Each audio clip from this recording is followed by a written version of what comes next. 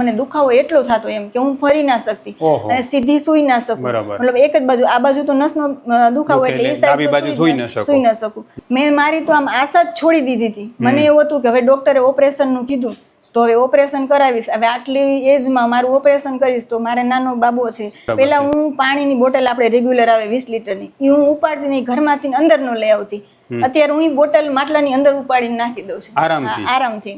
ઉપાડી જ નથી શકતી, હું બેસી જ ના શકતી અને કચરો ન વાળી શકું, કાંઈ કામ જ ન કરી શકતી. અને અત્યારે રેગ્યુલર કોઈ પણ ટ્રાવેલિંગ મારું સાવ બંધ જ હતું. અને હવે હું બધી જગ્યાએ ફરી આવું અને બધી વસ્તુ કરી શકું. માત્ર 14 દિવસમાં એટલું બધું સારું થઈ ગયું. તો તમને એવો જાદુ કઈ રીતે થયો? મને તમે મળી ગયા, ડોક્ટર મળી ગયા ભગવાન જેવા, એટલે મને સારું થઈ ગયું.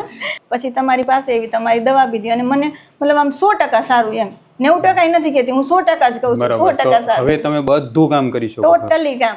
જય શ્રી કૃષ્ણ કાજલબેન. જય શ્રી કૃષ્ણ. કાજલબેન, તમને જે છે શું તકલીફ હતી? મને કમરમાં દુખાવો હતો, 3-4 મણકા ખસી ગયા હતા અને એના નીચે મારી નસ દબાતી હતી. બેસવું એટલે મારે ગાદલી લઈને જ બેસવું પડે. બરાબર. અને જમીન ઉપર ના બેસી શકું. કમરમાં મણકામાં જે નસ દબાતી હતી એને આશરે કેટલા વર્ષથી તકલીફ હતી તમને? 4 વર્ષ તો થઈ ગયા. 4 વર્ષ તકલીફ હતી, બરાબર.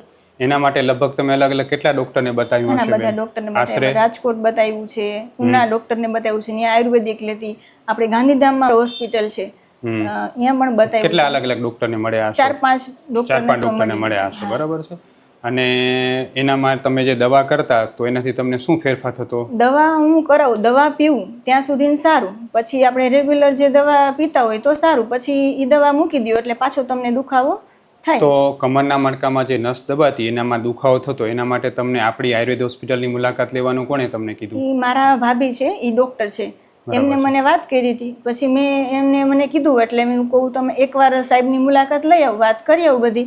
પછી તમારી દવા લીધી અને મને 18 દિવસમાં જ સારું થઈ ગયું. બરાબર. તમે ક્યાંથી આવો છો? હું ગાંધીધામથી. ગાંધીધામથી, બરાબર. તો ગાંધીધામથી તમે આપણી હોસ્પિટલ આવ્યા, સાયટિકાની આપણી દવા કરી, માત્ર 14 દિવસમાં પહેલો એક કોર્સ કર્યો અને એ કોર્સથી તમારી 4 વર્ષ જૂની સાયટિકા સાવ મટી ગઈ. સાવ મટી ગઈ, બરાબર.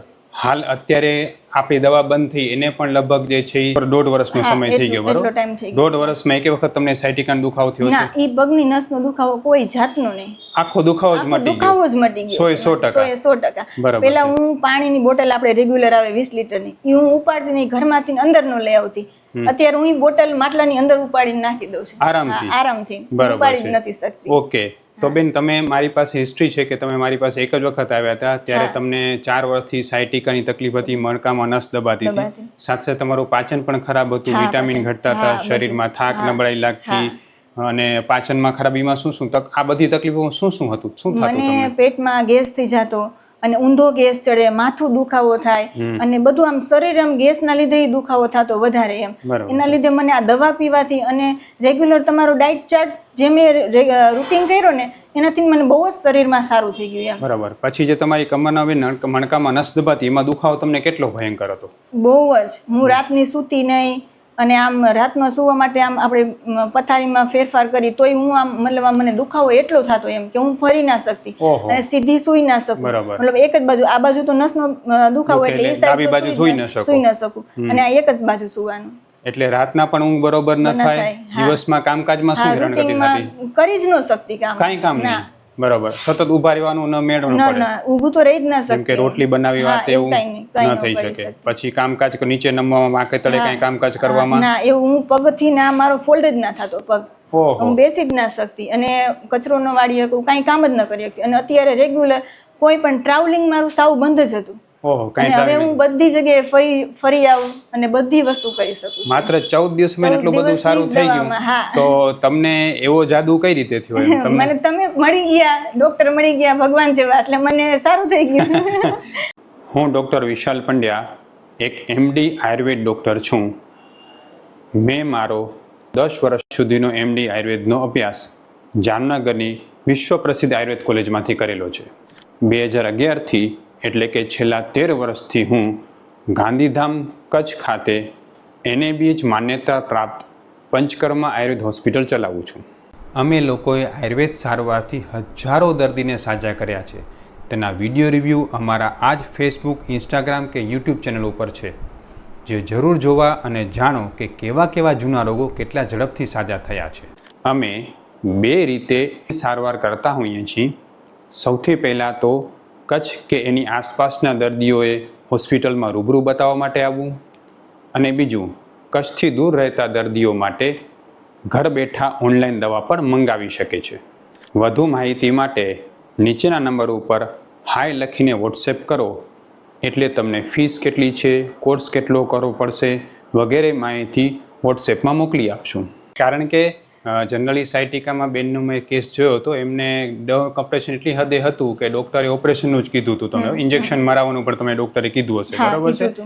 તો કેટલા હજારના ઇન્જેક્શન હતા તમને? 20-25,000 10,000 એવા અલગ અલગ મને કીધું હતું કે એનાથી તમને મતલબ રાહત રહેશે એમ, પણ એવી કોઈ ગેરંટી નહીં કે તમને પાછો દુખાવો નહીં થાય એમ. બરાબર છે. અને ઇન્જેક્શન માર્યા પછી પણ એનું કોઈ ઓલું નહીં, પરિણામ મળશે કે નહીં, કોઈ રિઝલ્ટ નહીં, બરાબર? તો એ લોકોએ તો તમે જ્યારે ડોક્ટર પાસે કેટલા ડોક્ટરને બતાવીને એમઆરઆઈ કર્યું ત્યારે ડોક્ટરે શું કીધું? એમઆરઆઈ કીધું, એને કીધું કે તમારા મણકાની વચ્ચે તમારી નસ દબાઈ છે, એટલે એના માટે અમને દવા દીધી હતી. અમે અઠવાડિયાની દવા લીધું હતું, પાછું અમારે જવાનું હતું, પણ એ વીકની અંદર જ્યારે હું દવા પીવું એટલે મને સારું હતું, અને મને બેડ રેસ્ટ કીધું હતું, તો બેડ રેસ્ટ કર્યું એટલે સારું. પછી તો બેડ રેસ્ટ તો આપણે કેટલા દિવસ કરી શકું એમ, અને મારે નાનો બાબો છે તો એનું મારે રૂટીન બધું કરવું પડે, એટલે એના માટે પછી મેં તમારું જ હોસ્પિટલ આવી અને પછી એનાથી જ સારું થયું. તો એ જે 3-4 વર્ષ તમે અલગ અલગ દવાઓ લેતા, તો શું રોજની તમને પેનકિલરની ગોળીઓ ખાવી પડતી? રોજ ખાવી જ પડે. કેટલી રોજની ગોળી ખાવી? મારે 3 ટાઈમ મને આપેલી હતી. 3 ટાઈમ પેનકિલર લેવી પડતી, અને પછી એમાંથી રાત ને તે તમને ઇન્જેક્શનનું કીધું? હા, ઇન્જેક્શનનું કીધું. હવે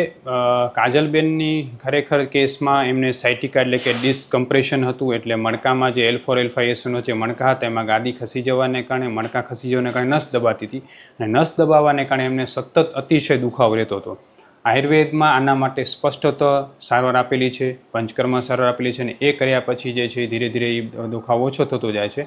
હવે એના માટે માત્ર પેનકિલર લેવા, ઇન્જેક્શન દેવા એ ઉપાય કરતાં આયુર્વેદ કેટલું ઝડપથી કામ કરે છે એ આપણે કાજલબેન પાસે જોયું, અને લોકો એવું સમજતા હોય કે આ એક વખત ઠીક થશે, પાછું ફરીથી થઈ જશે, પણ એવું પણ નથી. કાજલબેન આજે છેલ્લા 1 વર્ષથી ઘરનું બધું જ કામ કરે છે, અને છતાં એ પ્રોબ્લેમ થઈ નથી, બરોબર છે બેન? તમને ક્યારે એવું આમ લાગતું હતું કે એટલું ઝડપથી આયુર્વેદ કામ કરશે? મેં મારી તો આમ આશા જ છોડી દીધી હતી. મને એવું હતું કે હવે ડોક્ટરે ઓપરેશનનું કીધું તો હવે ઓપરેશન કરાવીશ, હવે આટલી એજમાં મારું ઓપરેશન કરીશ તો મારે નાનો બાબો છે, તો આ બધી વસ્તુ કેવી રીતે પોસિબલ નથી. અડધું મારું માઇન્ડ એના લીધે થોડું ટેન્શનમાં થોડું વધારે મને દુખાવો થતો. પછી તમારી પાસે એવી તમારી દવા પીધી, અને મને મતલબ આમ 100% સારું એમ. 90% નથી કહેતી, હું 100% જ કહું છું. 100% સારું. હવે તમે બધું કામ કરી શકો, ટોટલી કામ. અને ટ્રાવેલિંગ નહોતી કરતી હું, અને તમારે હાર આવી તો ત્યારે તમે મને કીધું હતું ધીમે ધીમે તમારે ચાલુ કરવાનું, એક યારે નહીં એમ. તો હું ટ્રાવેલિંગમાં અત્યારે બધી જગ્યાએ ફરવા જાઉં છું, બધું અહીંથી મારા ગામડે જવાનું તો ટ્રાવેલિંગ કરીને જ. બરાબર. એટલે હવે તમારે 100% કમર નોર્મલ, એકદમ ભૂલી જ ગયા કે દુખાવો કેવો હતો. અને જે પેલા 3 વર્ષ 4 વર્ષ હેરાન હતા, પેનકિલર ખાવી પડતી, ને દુખાવો ન મળતો, હવે 1 વર્ષથી એક વખત નથી, બરાબર? કાંઈ કોઈ દવા પણ નથી એમ. ખૂબ સરસ. તો બેન, તમારા જેવા ઘણા એવા પેશન્ટ હશે કે જે લોકોને આવી સાયટિકાની પ્રોબ્લેમ, ખાસ કરીને ગૃહિણીઓ કે જેના માટે સૌથી મેઇન પ્રોબ્લેમ શું છે કે ઘરનું કામ કેમ કરવું, બાળકોને કેમ સંભાળવા, બરોબર છે? તો આવા બધી બહેનો માટે તમે શું કહેશો? હું તો એવું જ કહું છું કે તમે એકવાર ડોક્ટરને મળી લ્યો, સંજીવની હોસ્પિટલમાં આવો.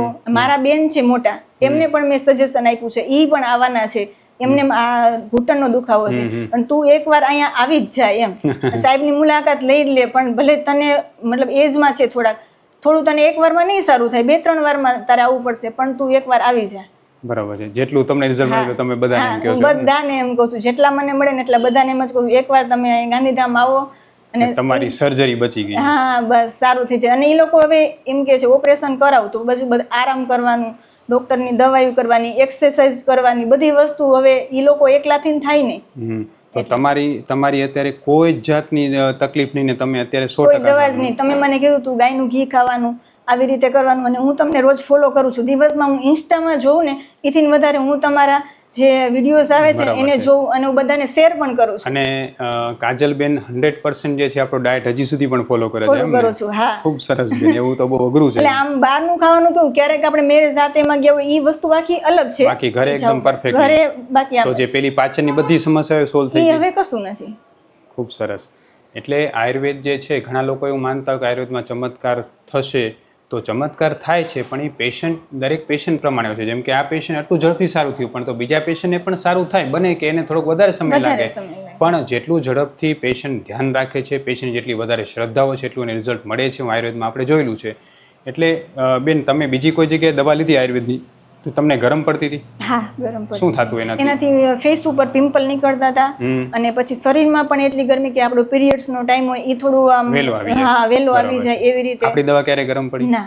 બરાબર છે. એટલે ખાસ એ પણ હું દરેક લોકોને કહેવા માંગુ છું કે લોકોના મગજમાં એવી ભ્રમણા છે કે આયુર્વેદ દવા ગરમ છે.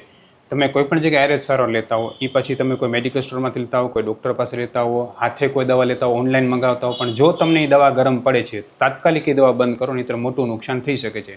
આયુર્વેદ દવા જરાય ગરમ નથી. જો તમારું નિદાન સાચું ન થાય, તમારું નિદાન સાચું ન થવાને કારણે જ આયુર્વેદ દવા તમને ગરમ પડી શકે, બાકી આયુર્વેદ દવા ગરમ નથી હોતી. અમારી દવા નિદાન સચોટ હોવાને કારણે કોઈને ગરમ પડતી હોતી નથી. એટલે જે વ્યક્તિ ગુજરાતમાં એવું માનતા હોય કે અમને આયુર્વેદ દવા ગરમ પડે છે, અમને કોઈ તકલીફ થઈ જાય, તો એ લોકો અમારો સંપર્ક કરી શકે છે. અમારી દવા કોઈને ગરમ પડતી હોતી નથી અને અમે ઓનલાઈન ઓફલાઈન બંને રીતે દવા કરતા હોઈએ છીએ. બેન, તમને દવા ગરમ ન પડી અને આટલો ઝડપથી રિઝલ્ટ મળ્યું તો તમને તો જેમ કે તમે 3-4 વર્ષથી હેરાન હતા, લગભગ ઘણો બધો ખર્ચો કરી નાખ્યો. કેટલો ખર્ચો કર્યો છે આમાં? બધો. એનો કોઈ અમે આમ હિસાબ જ નથી કર્યો. બરાબર. અને લગભગ રોજની 3 પેનકિલર ખાવી પડતી, એટલા બધા હેરાન હતા, કામકાજ ન કરી શકતા જાતે. આપણી દવા 14 દિવસમાં જે તમને રિઝલ્ટ આપ્યું એવું ક્યારે મળ્યું છે કોઈ જગ્યાએ? ના, એવું નથી મળ્યું. અને એ રિઝલ્ટ હજી સુધી 1 વર્ષ પછી પણ ટકેલું છે, કાંઈ તકલીફ નથી? અત્યારે કોઈ તકલીફ નથી. અને આપણી દવા કેટલા સમયથી બંધ જ છે? 14 દિવસ પછી લગભગ દવા જ નથી. દવા લેવા જ નથી આવી, કેમ કે મને એકદમ સારું જ હતું. તો અને જે તમે ઓલું માલિશ આપ્યું હતું મને, એ હું રેગ્યુલર પછી માલિશની બોટલ હતી તો માલિશ રેગ્યુલર હું કરતી, બસ એનાથી મટી ગયું. એનાથી પછી સારું થઈ ગયું. એટલે ખરેખર આયુર્વેદ સારવાર જે છે આવી રીતે અસર કરતી હોય છે. એનું ઉદાહરણ કાજલબેન પોતે જ છે અને પોતે જ કહે છે. ખૂબ જ ધન્યવાદ છે કાજલબેન. જય શ્રી કૃષ્ણ. અને કાજલબેન, તમારો આ વિડીયો છે એ લોકોને શ્રદ્ધા વધે આયુર્વેદમાં, એના માટે આપણે ફેસબુક, ઇન્સ્ટાગ્રામમાં વિડીયો મૂકી શકીએ? હા, મૂકી શકો. ખૂબ ધન્યવાદ. જય શ્રી કૃષ્ણ.